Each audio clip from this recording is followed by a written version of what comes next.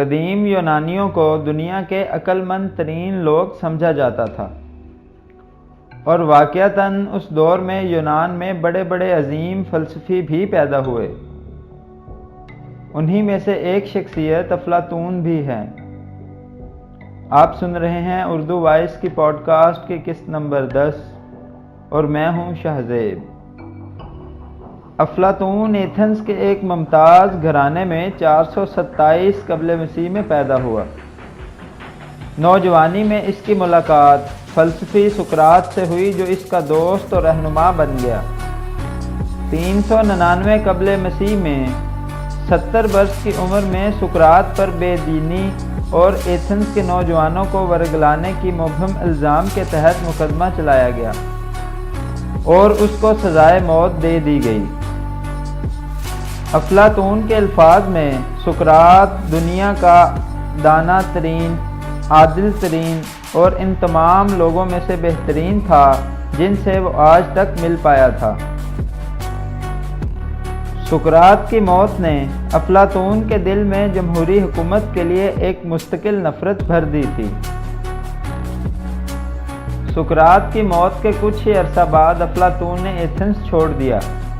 اگلے 10 یا 12 برس اس نے مسلسل سفر میں گزارے۔ 387 قبل مسیح کے قریب وہ ایتھنز واپس آیا اور ایک مدرسہ کی بنیاد رکھی جسے اکادمی کا نام دیا گیا، جو 900 سال سے زائد عرصہ تک قائم رہا۔ افلاطون نے زندگی کے باقی 40 برس ایتھنز میں ہی گزارے۔ وہ فلسفہ کی تدریس کرتا اور لکھتا رہا۔ اس کا سب سے معروف شاگرد ارسطو تھا، جو 17 برس کی عمر میں اکادمی میں داخل ہوا۔ تب افلاطون کی عمر تقریباً 60 برس تھی۔ افلاطون 80 برس کی عمر میں 347 قبل مسیح میں فوت ہوا۔ افلاطون نے تقریباً 36 کتابیں تحریر کیں، جن میں سے بیشتر سیاسی اور اخلاقی مسائل پر بحث کرتی ہیں۔ افلاطون کے خیال میں بہترین حکومت اشرافیہ کی حکومت ہے۔ اس سے اس کی مراد کسی وراثتی اشرافیہ سے نہیں تھی، نہ ہی یہ کہ یہ بادشاہت کا احیاء ہے، بلکہ یہ ایک معتبر اشرافیہ ہے، یعنی یہ کہ بہترین اور دانا ترین افراد ریاست پر حکومت کریں گے۔ ان کا انتخاب شہریوں کی رائے دہندگی کی بنیاد پر نہیں ہوتا، بلکہ باہمی معاونت کی بنیاد پر ہوگا۔ جو لوگ پہلے سے سرپرست طبقہ کے رکن ہیں، انہیں اضافی اراکین کا سخت معیارات پر انتخاب کرنا چاہیے۔ افلاطون کا خیال تھا کہ سرپرست طبقہ کے لیے مرد اور عورت کے انتخاب میں کوئی تخصیص نہیں ہے۔ یہی وجہ ہے کہ وہ پہلا اہم فلسفی تھا، اور آئندہ طویل عرصہ تک کوئی دوسرا اس جیسا پیدا نہ ہوا جس نے عورت اور مرد کی برابری کی بات کی اور یہ کہا کہ دونوں کو ہر طرح کے مواقع سے مستفید ہونے کا برابر حق حاصل ہے۔ افلاطون نے ریاست کو بچوں کی نگہداشت کا ذمہ دار قرار دیا۔ اس نے شاعری اور موسیقی وغیرہ کو ممنوع علوم قرار دے دیا۔ اس نے ایک مکمل تعلیمی نظام دیا کہ ریاضیات اور دیگر مدرساتی علوم کو بھی نظر انداز نہیں کرنا چاہیے۔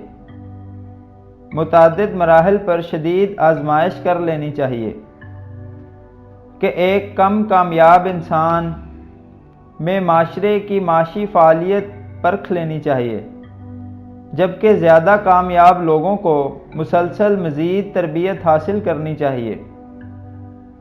اس اضافی تعلیم میں نہ صرف عمومی اور مدرساتی موضوعات شامل ہوں، بلکہ یہ فلسفہ کی تربیت کا بھی احاطہ کرے، جس سے افلاطون کی مراد دراصل مثالی اشکال کے اپنے مابعد الطبیعیاتی نظریہ کی تدریس تھی۔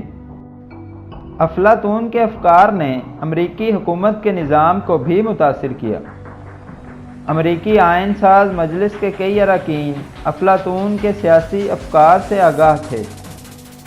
یہ توقع کی جاتی تھی کہ امریکی آئین عوامی منشا کو دریافت اور اسے عملاً منطبق کرنے کی تدبیر کرے گا، لیکن یہ بھی تقاضا کیا گیا کہ کہ یہ قوم پر حکمرانی کرنے کے لیے دانا ترین اور بہترین افراد کے انتخاب کا کوئی نظام وضع کرے گا۔ دوسری طرف اس کا شاگرد ارسطو ایک بہت کامیاب اور عظیم سائنسدان اور فلسفی کے طور پر قرار پایا۔ ارسطو کی سیاسی تحریروں نے بھی دنیا کو 2 یا 3 صدیوں تک کے لیے متاثر کیا، جبکہ افلاطون کے اثرات تقریباً 23 صدیوں تک قائم رہے۔ اس لیے یہ کہا جا سکتا ہے کہ افلاطون ارسطو سے کہیں زیادہ بڑا فلسفی تھا۔ تو یہ تھی ہماری اردو وائس کی آج کی پوڈ کاسٹ۔